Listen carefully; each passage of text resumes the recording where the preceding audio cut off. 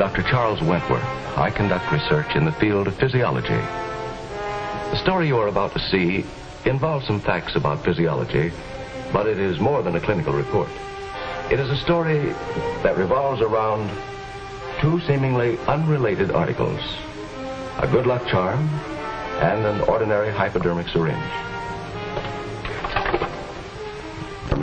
In conducting some of my experiments. It is filled with a colorless inflammable fluid with a characteristic odor and a pungent taste. Chemical formula, C2H5. You know it as alcohol. My research is devoted to alcohol and its effects on the human body. But not all experimenting is done in laboratories such as this. A certain amount of experimentation goes on under less scientific conditions.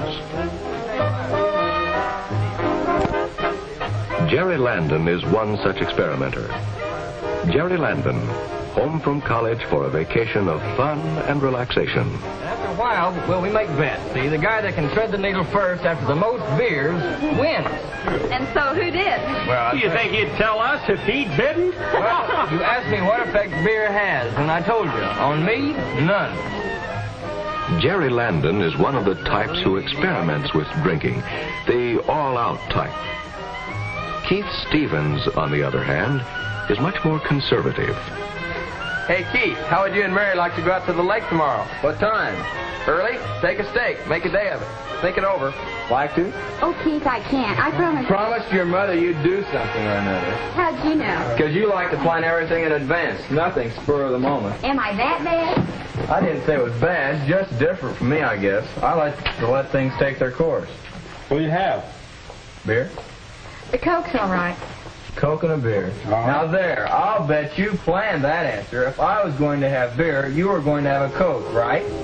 Well, maybe, but not just to be different. I plan not to drink because I plan not to drink. Hi. Hi. Made up your mind about tomorrow yet? Yeah, I'll go. Stag. His girl's got to be different. Same for you? I'll have a ginger ale. Me too. See, I'm not so different. Holy smokes, Dan, here I go building her up that she's being somebody different. Then you have to go order ginger ale. What gives? Here's what gives. The one and only car in the Parker family is in my keeping. And there's a rule of the house.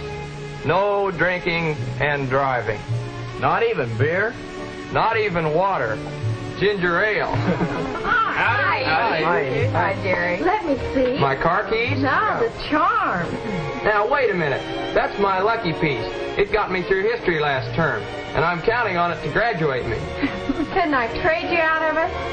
It looks to me like you have enough charm. It's not the bracelet he's referring to. Well, I don't have any like this one. What do you say, Bev? Protect me. You better let her have it. She's got that collector's gleam in her eye. Well, there goes my luck. If I flunk out next year... It won't be because little Edie didn't plan it. She's a great little schemer. Huh? How about another round? Not now. I think we better dance. That's two. Come on, huh? Big dance. I guess that leaves you, Jerry. Hold down the fort.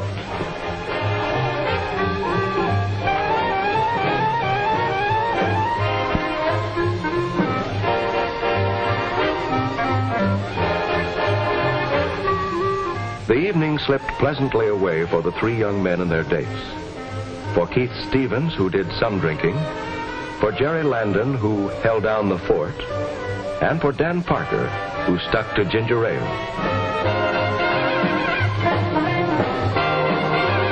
Here in the laboratory, we've devised some scientific methods to determine what effects Keith and Jerry might reasonably expect from their haphazard experiments with alcohol. We use test animals with definite amounts of alcohol. This animal has no alcohol in its system. You might compare it to a ginger ale drinker.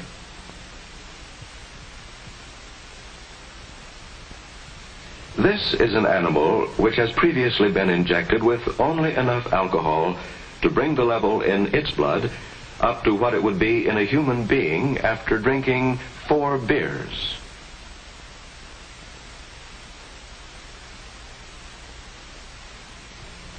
The third animal has received enough alcohol to bring its blood alcohol level up to a percentage comparable to that of heavy indulgence. Say, someone who had been holding down the fort all evening.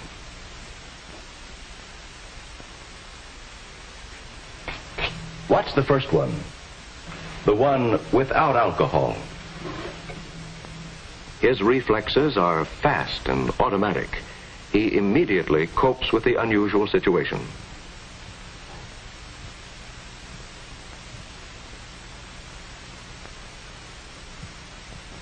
In number 2, with a moderate amount of alcohol, his coordination seems to take more effort. He meets the unexpected situation less skillfully. There's a perceptible decrease in his ability to balance. His reflexes are impaired. Now let's look at the third, the one well under the influence of alcohol. He meets the situation in a completely befuddled state. Note the complete inability to balance. This one is just not fit to cope with the situation. Yet he can walk away.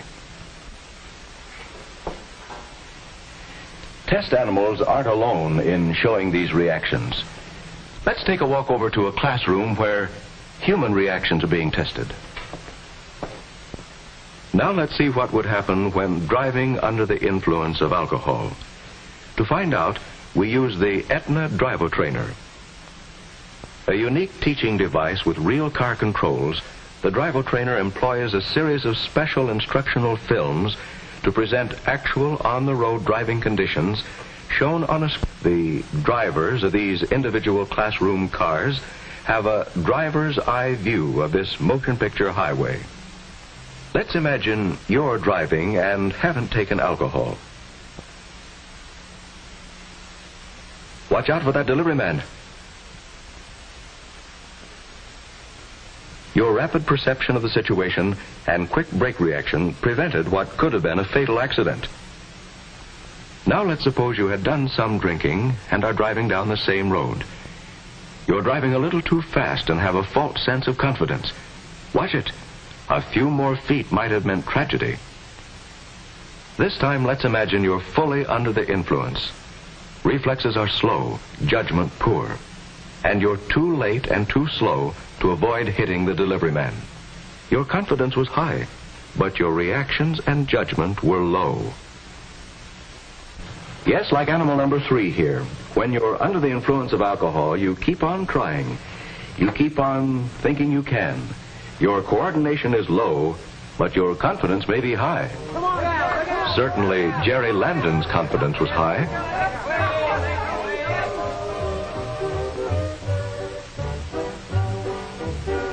There, I told you I could do it, and you ain't seen nothing yet.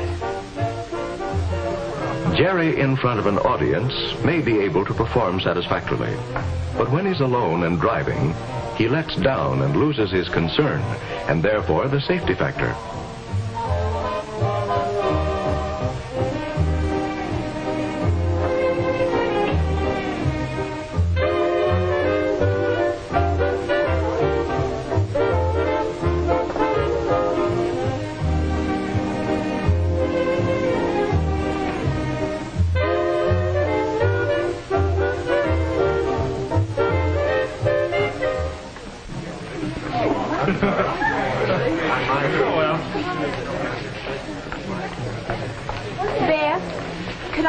You and Dan for just a minute? Yeah. Well, Jerry and I had a little fight, and I need a ride home. Oh, sure, Edie. Let's see, we have to take Bill and Rita, and that's pretty far out. She'll be another half an hour late. And I promised Mother I'd be home early. Why don't you just patch things up with Jerry? I can't. He's gone already. Besides, I didn't want to ride with Jerry. He had too much to drink. Jerry's gone by himself? Gosh, he was kind of under the weather. Well, I didn't want him to go alone. I tried to get him to let me drive. You know, that worries me. Bev, do you think I ought to go after him, see if he makes it home all right? Well, somebody ought to. I wish somebody would. But we've got to take Bill and Rita and Edie here. Well, if you go looking for Jerry, you'll never get home tonight. something wrong here? Jerry's gone on home, and in his condition, we think somebody ought to catch up with him to make sure he gets there. And Edie's stranded. Well, we can go after him, and we can take Edie with us. I think I might stay here and go with Dan. But I don't know if Bill and Rita are ready to go yet. Well, I'll go get the coats. I wish you two were ready to go. Keith's been drinking, too. Well, I don't think he's been drinking that much. I mean, enough to hurt anything. What do you think? I think it's all right. I'm not afraid to go with him. Well... Look, I can take you home now and come back for Bill and Rita. Well, that'd be an awful lot of trouble. Maybe I better just call Mother and tell her I'll be late. Oh, come on and go with us. Besides, you'll make Keith mad by insinuating he's drunk. I guess so. Well, all right, fine. Here are your coats. Thank you. Now, you drive carefully tonight, please. Okay. Okay. You've made up your mind. Well, Keith, take it easy. Okay. Sure hope you find Jerry all right. See you tomorrow. Bye. Bye. Bye, Edie.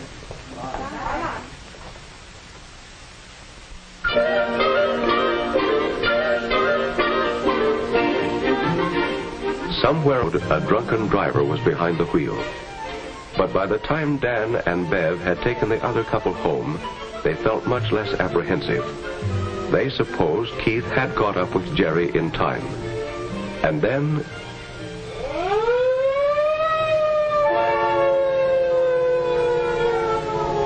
Oh, what is it?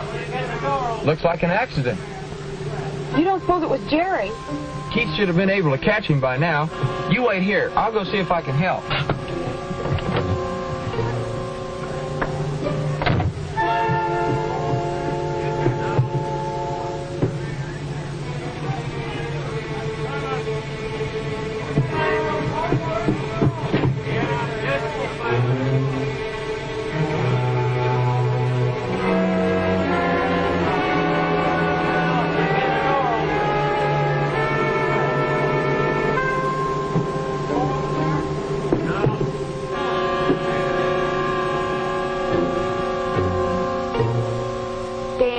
It was Jerry. No, not Jerry. Someone in the crowd up there had seen the state patrol stop a car that was weaving. But that was before the accident. I asked about it. The description fits Jerry's car. I guess he's safe. The police took him on in. Oh, thank heavens. For a minute there, I thought it was Jerry. What's that you got there? My good luck piece. The one I gave Edie. She didn't want to ride with Keith. With Keith? I found it up there at the side of the road. Why didn't she stick to her guns? Why didn't she insist on riding with us? Why did I let her go off with someone who'd been drinking? But Keith wasn't drunk. No, Keith wasn't drunk.